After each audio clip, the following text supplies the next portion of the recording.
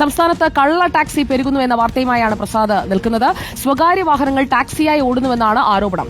അനധികൃത റെന്റ് കാറുകളും സർവീസ് നടത്തുന്നുണ്ട്. പലതവണ ഗതാഗത വകുപ്പിന് പരാതി നൽകിയിട്ടും ഒരു നടപടിയും സ്വീകരിച്ചില്ലെന്ന് ടാക്സി ഡ്രൈവർമാർ പറയുന്നു. പരാതി പറഞ്ഞതിന് പത്തനംതിട്ടയിലെ സിപിഐഎം ലോക്കൽ സെക്രട്ടറി ഭീഷണിപ്പെടുത്തുന്നതിന്റെ ഓഡിയോ സംഭാഷണം റിപ്പോർട്ടറിന് ലഭിച്ചു. നമുക്കതൊന്ന് കേൾക്കാം. ലോക്കൽ കമ്മിറ്റി സെക്രട്ടറിയാ വണ്ടിയും വിളിച്ചു പോയത്. പറഞ്ഞോളാം. DC ഓഫീസിൽ നീ പറഞ്ഞു കോട്ടയം DC ഓഫീസിൽ പറയും. നീ കോട്ടയം DC ഓഫീസ് കേട്ടോ. കൊള്ളാം, നല്ല ലോക്കൽ സെക്രട്ടറി ആണല്ലോ. ഓക്കെ. വണ്ടി ഓട്ടം പിടിച്ച് പോകാൻ നീ അവനെ പിടിച്ച് ഭീഷണിപ്പെടുത്തു അല്ലേ?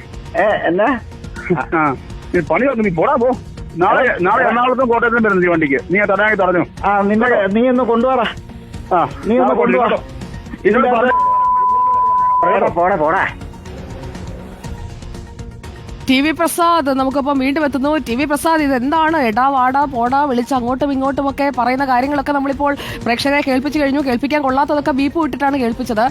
ഈ കള്ള ടാക്സി അത് പെരുകുകയാണ്. പലയിടങ്ങളിലും ഈ ടാക്സി ആകുമ്പോഴേക്കും അതിന്റെ നമ്പർ പ്ലേറ്റിന്റെ ഒരു നിറവ്യത്യാസം അടക്കം നമുക്ക് മനസ്സിലാക്കാൻ കഴിയും. ഇപ്പോൾ മറ്റ് ഊബർ, ഓല തുടങ്ങിയ സംവിധാനങ്ങളും ഒക്കെ ഉണ്ടല്ലോ.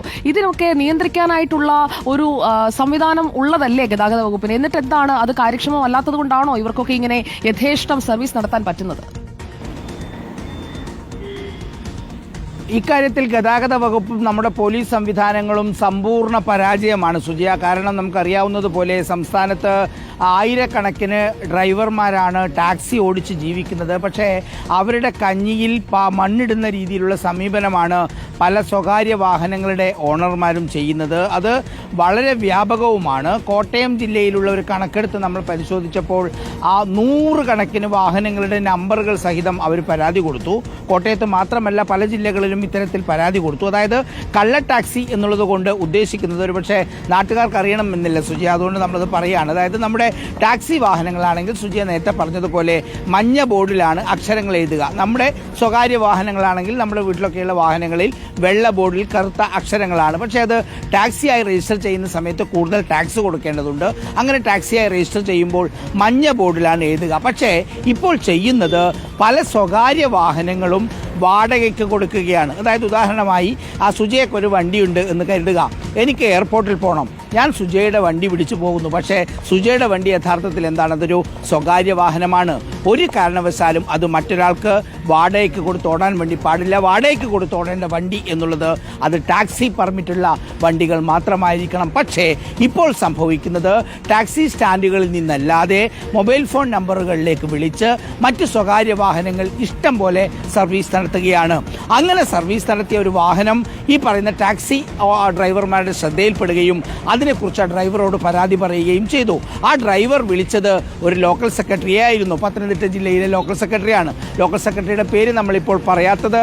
പത്തനംതിട്ടയിലെ CPM ജില്ലാ സെക്രട്ടറിക്ക് ഇത് സംബന്ധിച്ചുള്ള പരാതി കൊടുത്തിട്ടുണ്ട്. അവിടുന്ന് നടപടി ഉണ്ടാകുമെന്ന് ഉറപ്പുള്ളത് കൊണ്ടാണ്. നടപടി എടുത്തില്ലെങ്കിൽ ഉറപ്പായി നമുക്ക് ആ പേര് പറയുകയും ചെയ്യാം സുജയ. അങ്ങനെ ഈ ഡ്രൈവറോട് പറഞ്ഞു ഇത് കള്ള ടാക്സിയാണെന്ന്. ആ സമയത്താണ് ലോക്കൽ സെക്രട്ടറി ഫോൺ തട്ടിപ്പറിച്ച് അതിനെതിരെ പരാതി പറഞ്ഞ ആ ടാക്സി ഡ്രൈവർക്കെതിരെ കേട്ടാലറയ്ക്കുന്ന തെറിയഭിഷേകം ഉണ്ടാകുന്നത് എന്നതാണ്.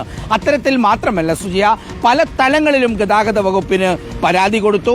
പക്ഷേ ഒരു നടപടിയുമില്ല. ഇത് ഏതെങ്കിലും രീതിയിൽ വ്യക്തികൾ പിടിച്ച് ഓടുന്നത് മാത്രമല്ല സുജിയ, സർക്കാർ വകുപ്പുകളിൽ ഉൾപ്പെടെ ഇത്തരം സ്വകാര്യ വാഹനങ്ങൾ വാടകയ്ക്ക് ഓടാൻ വിളിക്കുന്നുണ്ട്. സർക്കാർ വകുപ്പുകളിൽ മാത്രമല്ല പല സ്ഥാപനങ്ങളിലും ഇത്തരത്തിലുള്ള സ്വകാര്യ വാഹനങ്ങൾ ഓടാൻ വിളിക്കുന്നത് കൊണ്ട് സംസ്ഥാനത്ത് കോടികളുടെ നഷ്ടമാണ് നികുതി ഇനത്തിൽ കിട്ടേണ്ടത്. അതോടൊപ്പം തന്നെ ടാക്സി ഓടിച്ച് ജീവിക്കുന്ന ടാക്സി ഡ്രൈവർമാർക്ക് ജീവിക്കാൻ പറ്റാത്തൊരു സാഹചര്യം നിലവിലുണ്ട്.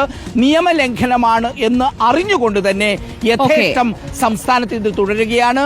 എല്ലാ തലങ്ങളിലും മുഖ്യമന്ത്രിക്കും ഗതാഗത മന്ത്രിക്കും പരാതി കൊടുത്തിട്ടും ഇക്കാര്യത്തിൽ ഇടപെടേണ്ട വിഷയമാണ്. ടാക്സി ഡ്രൈവേഴ്സ് അവർക്ക് ഒരു ദിവസം ടാക്സി ഓടിയാൽ കിട്ടുന്ന കാശ് കൊണ്ട് വേണം അവരുടെ വീട്ടിലെ അടുപ്പ് പുകയാൻ, അവർക്ക് ജീവിക്കാൻ. അതിനുള്ള അവസരം നിഷേധിച്ചുകൊണ്ട് മറ്റു ജോലികൾ ചെയ്യുന്ന വാഹനങ്ങളുള്ള ആളുകളൊക്കെ ഇങ്ങനെ റെന്റേ കാറൊക്കെ കൊടുക്കുമ്പോൾ ഈ ടാക്സി ഡ്രൈവേഴ്സിനെ കുറിച്ച് കൂടി ഒന്ന് ഓർക്കേണ്ടതാണ്. ഇതിനെല്ലാത്തിനും ഒരു സംവിധാനം വേണം. റെന്റേ കാറും ഒക്കെ വേണം. പക്ഷേ അതെല്ലാം വ്യവസ്ഥാപിതമായ രീതിയിൽ വേണമെന്നതാണ് നമ്മൾ മനസ്സിലാക്കേണ്ട കാര്യം.